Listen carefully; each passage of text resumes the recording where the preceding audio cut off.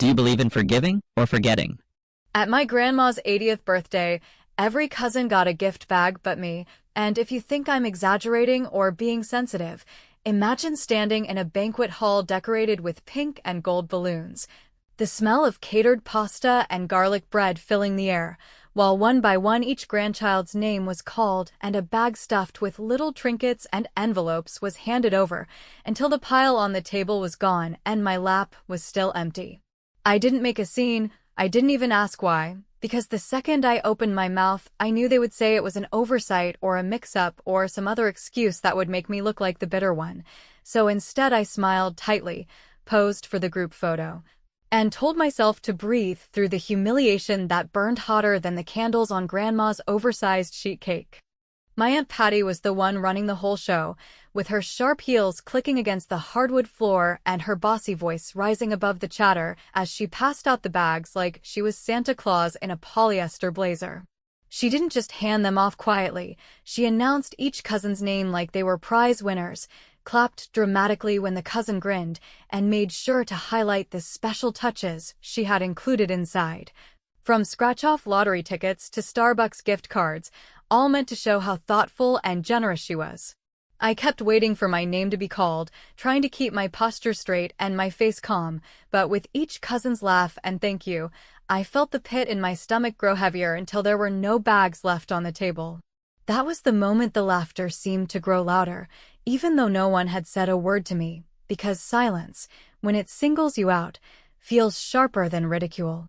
Grandma, sitting in her chair at the head of the room with her corsage pinned to her cardigan, looked so happy she didn't notice, and honestly, I didn't want her to. She deserved her day, her milestone, her spotlight. What she didn't deserve was to watch me cry over being treated like an afterthought, so I bit down on my lip and refused to give Aunt Patty the satisfaction of seeing me fold. My mother shifted uncomfortably next to me, clearly aware of what was happening, but she said nothing either, probably too afraid to challenge her sister in front of everyone. It was a family pattern, the kind of quiet endurance that had shaped my childhood. You take the slight, you let it slide, you keep the peace, even when peace feels like swallowing glass. So I excused myself halfway through dessert, before the DJ started playing oldies for the dance floor. I slipped my phone out of my purse, flipped the camera, and snapped a quick selfie with the balloons and cake table in the background. My expression wasn't angry, it wasn't even sad, it was just blank, the kind of face you make when the joke has landed, but you're the punchline. I typed 4 words as the caption. Guess who didn't get a bag? I didn't tag anyone, I didn't at my aunt, I didn't even mention the event, but I knew the context was written all over my eyes. Then I slid my phone back into my purse, pushed in my chair, and walked out without tasting a single bite of that chocolate-frosted cake. As I crossed the parking lot toward my car, the cool evening air hit me like a reset button, reminding me that the world outside that banquet hall didn't revolve around Aunt Patty's little power plays. I could have stayed, forced myself to smile through the sting, danced with my cousins like nothing happened, but why should I? Why should I pretend I was welcome when the message was loud and clear? I wasn't part of the celebration in the way they wanted me to be. And so, instead of begging for scraps of dignity at a table where everyone else was showered with gifts, I chose silence, not the silence of submission, but the silence of someone who had decided to let the evidence speak louder than confrontation ever could. As I turned the key in the ignition, my phone buzzed with the first few notifications. A couple of friends had already liked the post, someone had commented with a surprised emoji, and even though it was nothing big yet, I felt the spark of something beginning. It wasn't rage or sadness anymore, it was something closer to satisfaction, like I had dropped a stone into still water and the ripples were about to spread farther than I could see. By the time I pulled onto the highway, the banquet hall disappearing behind me in the rearview mirror, I knew one thing for certain. I hadn't started a fight, but I had just lit a fuse. On the drive home, I told myself I would not touch the phone again until I was back in my apartment and out of the shoes that had been pinching my toes for 3 hours. Yet the soft percussion of the notifications kept tapping against my self-control like a leaky faucet you think you can ignore until it becomes the whole soundtrack of your evening. So by the time I opened my front door and kicked the heels into a corner with the kind of satisfaction you only get from minor rebellions, I was already bracing for whatever the internet had decided my face meant. Friends I hadn't spoken to in months were chiming in with careful curiosity, the kind that looks supportive but reads like, "Are you okay?" or "Should I grab popcorn?" While a few work acquaintances slid into the comments with diplomatic questions about whether I was joking, and a couple of my college friends wrote the kind of blunt, protective messages that say we love you, but we also enjoy a little drama on a Saturday night. I didn't reply to any of it. I simply watched the numbers climb and felt the temperature of the room change even though I was alone, because sometimes an audience makes the air feel crowded. I showered, washed the mousse out of my hair, put on a sweatshirt that had seen better days, and sat on the couch with a bowl of cereal that was mostly ice cubes by the time I got to it. And somewhere between soggy bites, I realized the family group chat had gone suspiciously quiet, which in my family has never meant nothing is happening, but rather that everything is happening and the women are conferring offline like a small-town council deciding whether to cancel the parade because the mayor lost the keys to the float. I scrolled back through my own caption and almost laughed at how restrained it was, for tiny words under a photo that showed more than I had intended. The arch of balloons, the stack of plates, the edge of the cake knife glinting like a little guillotine, and my expression, which, if you knew me at all, read not sad, not mad, just done. What I did next was not kind, but it was tidy, and in my defense, tidy revenge is the only kind worth doing, so I opened my camera roll, found the photo of Grandma kissing my cheek from earlier that afternoon, and posted it to my story with a line that sounded sweet but had a razor tucked inside it. "Happy birthday to my favorite woman, who taught me to keep my head high even when my hands are empty." I added a heart, resisted the urge to add a second, and hit share to close friends, a list that, by pure coincidence and absolutely no malice, did not include my aunt, though it did include 2 cousins with expansive mouths and weak settings for discretion. Within minutes, I saw the little green rings light up as people watched. Within 15 minutes, a cousin reacted with the kind of laugh that says, "I know exactly what you mean." Within half an hour, my phone lit up with a text from my mother that said, without punctuation, "Please do not make this bigger than it is." Instead of responding, I took one more small step that even I admitted felt like licking a battery just to see if it still had a charge. I edited the original selfie caption to add a line at the end that said, "It's okay." I donated the imaginary gift card to a women's shelter in Grandma's name, which was both a joke and a dare, because anyone who knows charity optics knows that line lands like a pebble in a glass house. I included a receipt from a real donation, because if I was going to be petty, I was going to be useful about it. And I will admit there was a tiny glimmer of righteous satisfaction in turning exclusion into groceries for someone who needed them more than I needed a scratch-off ticket. By the time the clock on my stove blinked its stubborn wrong time for the 100th evening in a row, the comments had shifted from playful to pointed, with friends asking if this was the same aunt who had once forgotten to tell me about a cousin's bridal shower until the morning of, and a former neighbor reminiscing about how certain people confuse control with care. Again, I did not reply, because the whole point of silent posts is that the silence does the heavy lifting, and the moment you explain yourself, you become the thirsty one begging the room to understand your thirst. I brushed my teeth, queued up a true crime podcast I had no intention of following, and set my phone face down on the nightstand like a cat pretending not to care where the red dot is.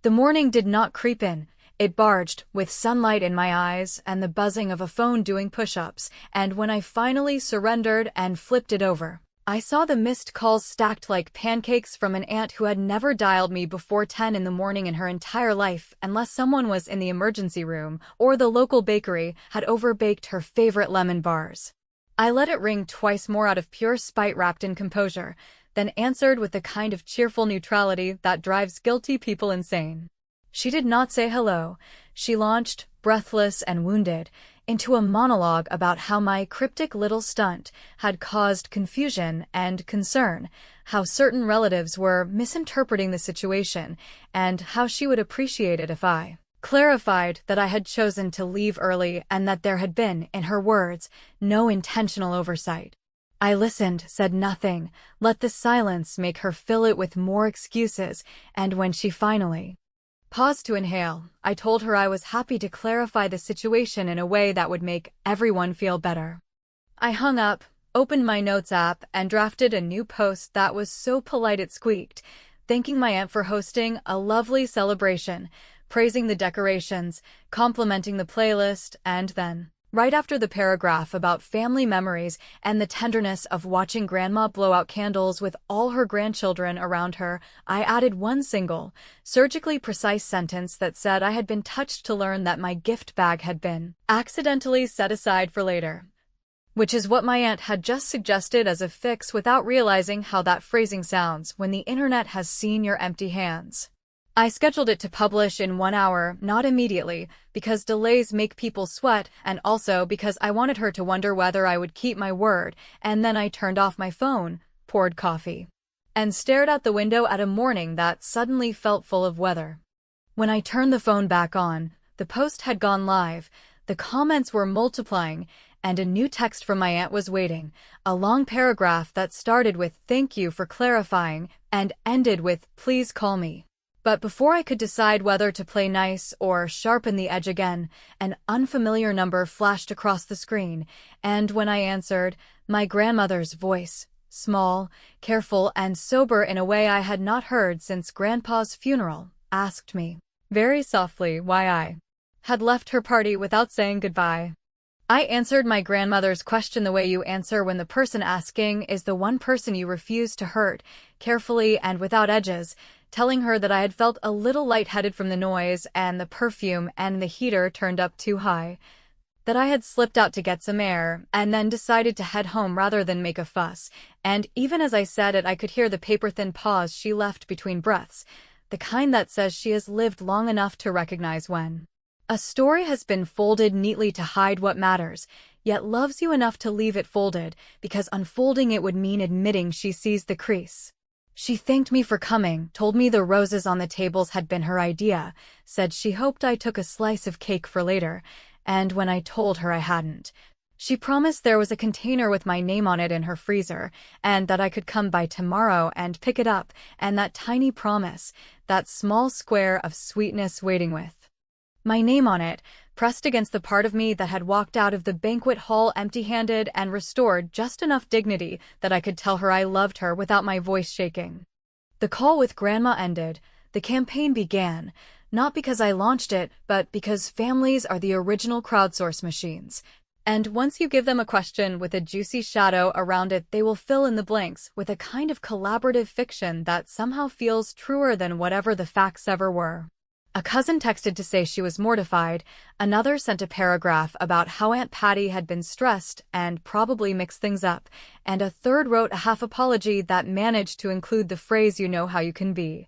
which is the kind of sentence that should come with a warning label for flammability. The family chat sprang to life at last with a chirpy message from Aunt Patty thanking everyone for making the night so special, followed by a gallery of photos featuring every cousin's bag contents laid out like a flat lay ad. And if you think that was an accident, then you have never watched a person try to wallpaper over a hole with glossy prints. I did not respond to the chat. I responded to the universe with something simultaneously petty and tidy, opening a new shared album titled Grandma's Birthday Thank You Collage, with a note that said I wanted to print a framed poster of everyone holding their favorite item from their bag as a surprise for Grandma's living room, and would they please add one picture each by tonight so I could get it ordered first thing, because Costco pickup waits for no one. The ping of uploads started almost instantly, photo after photo of cousins clutching scented candles, holding up gift cards like little flags, grinning with scratchers and tea tins and monogrammed keychains. And as those photos filled the grid with proof of the evening's generosity, the empty square where my face should have been became louder than any caption I could have written, which was, of course, the point. My mother texted privately a minute later with a message that said I should take the album down because it would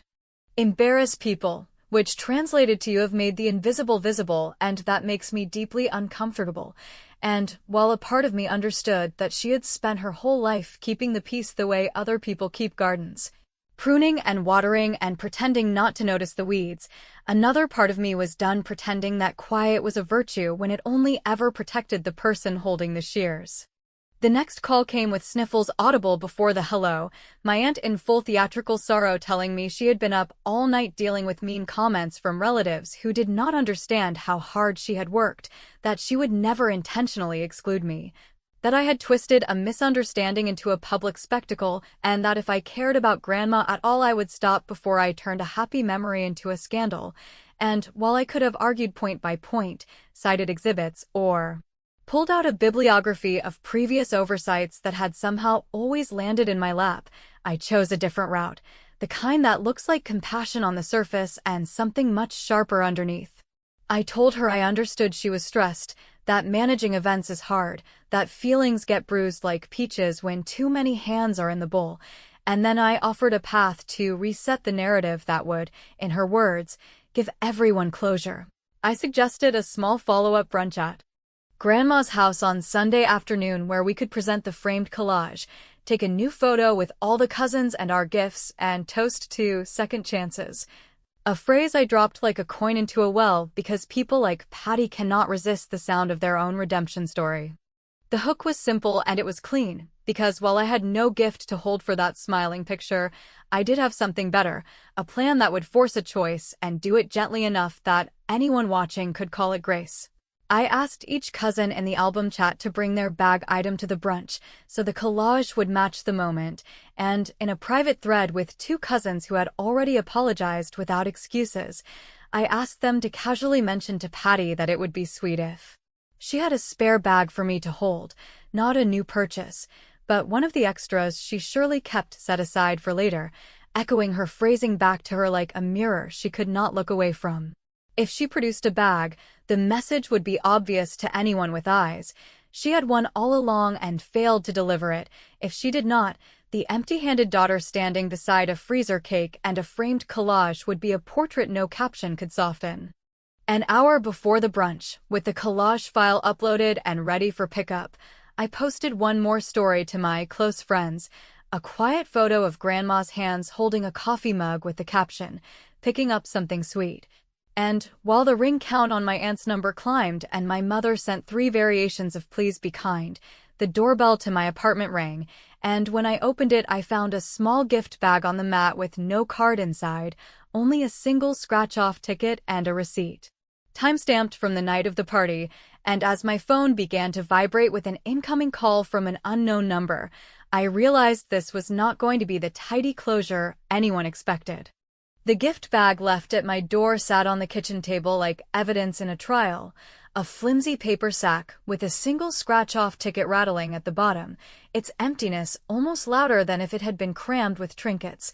because it proved in one clumsy gesture that the oversight had not been a mistake, but an afterthought delivered too late to matter. I stared at it for a long time, thinking about whether I should bring it to Grandma's brunch and hold it up for the camera like a prop in the neat picture my aunt wanted, but the more I turned the idea over, the more it felt like agreeing to play a part in someone else's cover-up, and I had already promised myself I would not become their unpaid actress in this family pageant. So I left the bag on the table, grabbed the framed collage I had picked up from Costco, and drove to Grandma's with the kind of calm that feels less like peace and more like standing still in the middle of a thunderstorm, because you know the lightning is about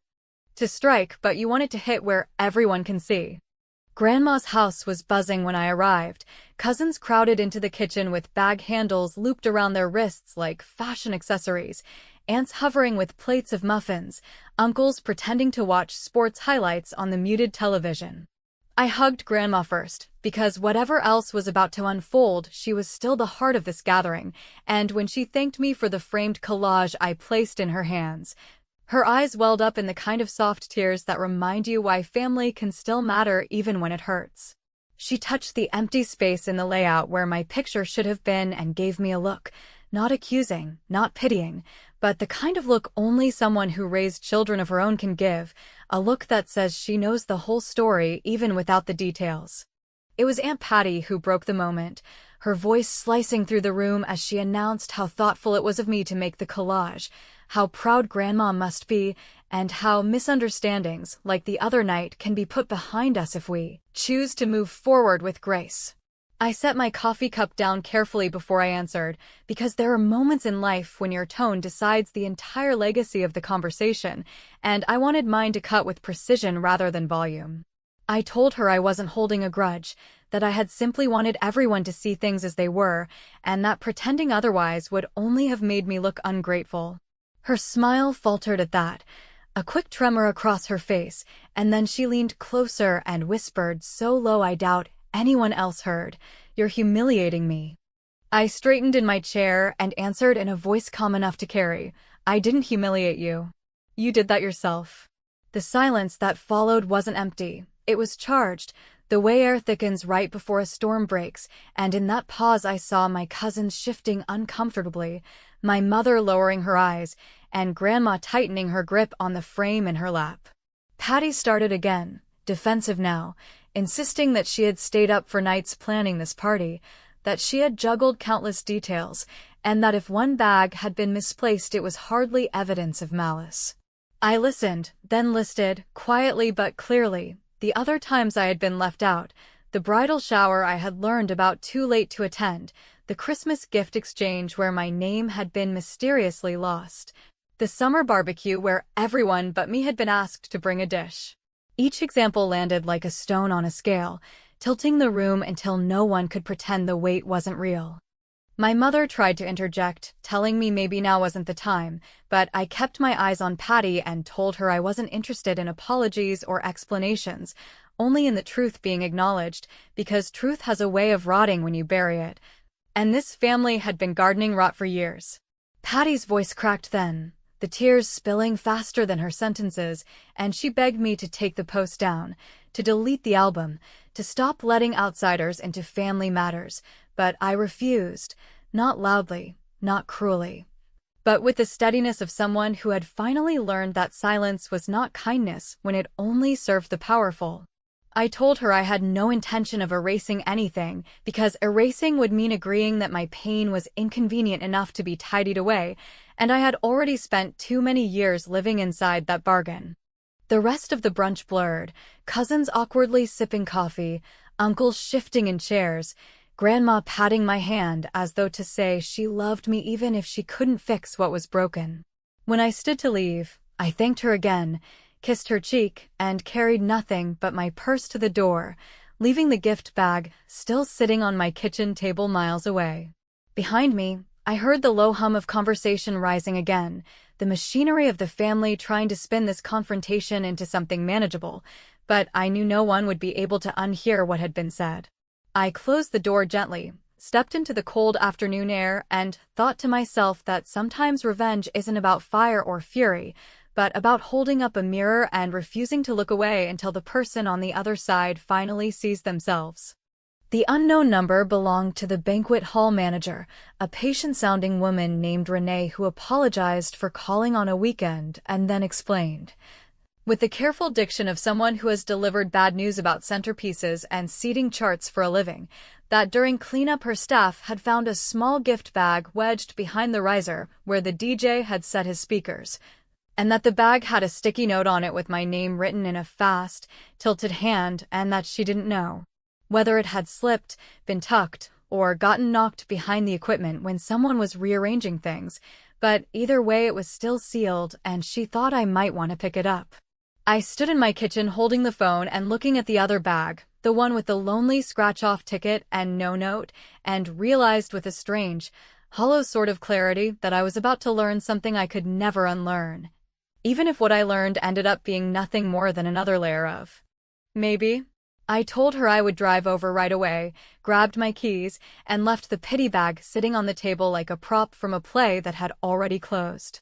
Renee met me at the side door by the loading ramp, wearing the kind of black blazer that survives spills and diplomacy, and handed over a bag that looked like all the others I had seen in those cheerful photos,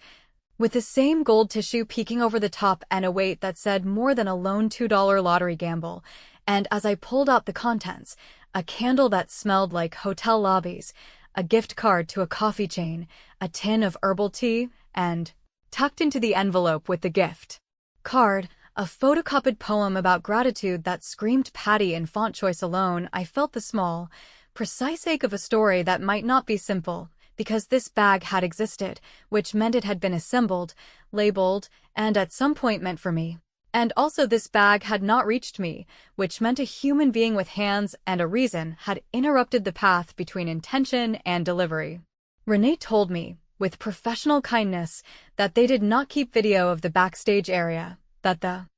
staff had been a rotating door of teenagers and aunties and uncles and one very determined toddler, and that if the bag had been nudged back there, it could have been by accident, or if it had been placed, it could have been by anyone. Which is to say the truth was a hallway with many doors, and none of them had nameplates.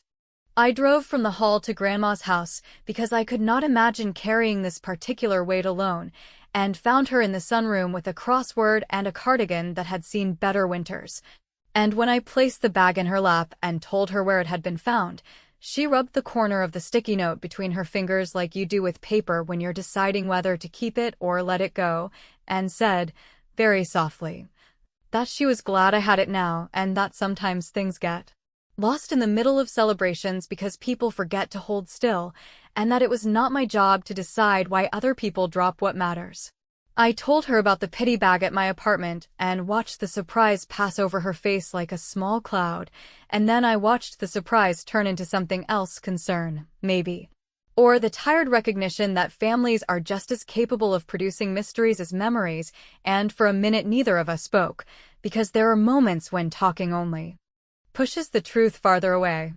What I did next was not loud, but it was exact, and if you are someone who enjoys the neatness of a ledger balance to the last cent, you will understand why it felt like sliding a final beat across an abacus. So I drove home, lined up both bags on the table like a before and after that no one had asked for, and took a single photo in soft afternoon light, then scheduled a post for that evening that showed the two bags side by side with a caption that thanked Grandma for raising a family where we could do do-overs, where lost things sometimes found their way back, and where, in honor of her, I was starting a small fund called the Empty Bag Project to send grocery gift cards to the women's shelter in her neighborhood,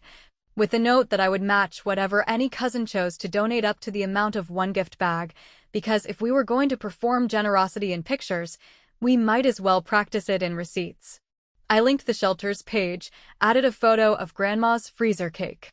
because sentiment sugarcoats the medicine, and then, because I am not above the satisfaction of geometry, I placed the scratch-off ticket from the pity bag directly on top of the coffee gift card from the rediscovered bag and scratched it on camera for the story, revealing a modest little win that I redeemed immediately and routed to the same fund. Which is the kind of petty alchemy that will never build a cathedral but can, in the right light, look like a stained glass window.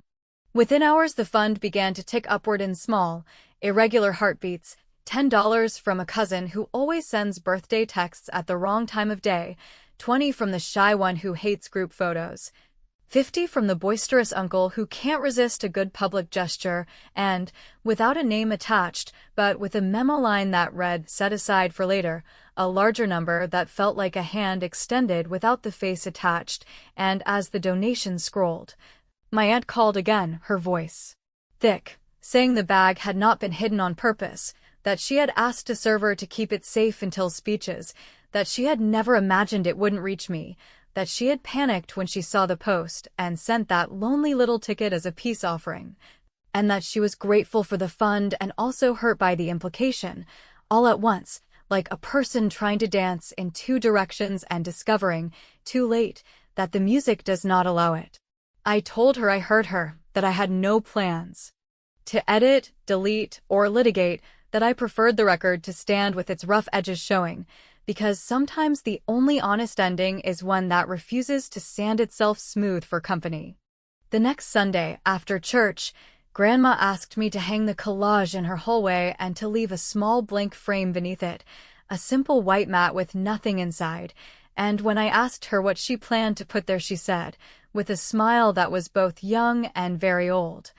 that it would be for the gifts we forget to give each other until we remember, and that every time someone did something decent without grabbing a microphone, she wanted a little paper note slipped into that frame to mark the occasion, a private scoreboard for kindness that no one could perform for likes. I stood there with the hammer in my hand and thought about how revenge had started this, quiet, precise, and yes, delicious in the way that a sharp cheese is delicious when you've been fed bland for years. And how what remained felt less like victory and more like a room with the windows cracked, not fixed exactly, but ventilated, and that maybe that was the only realistic outcome in a family where everyone keeps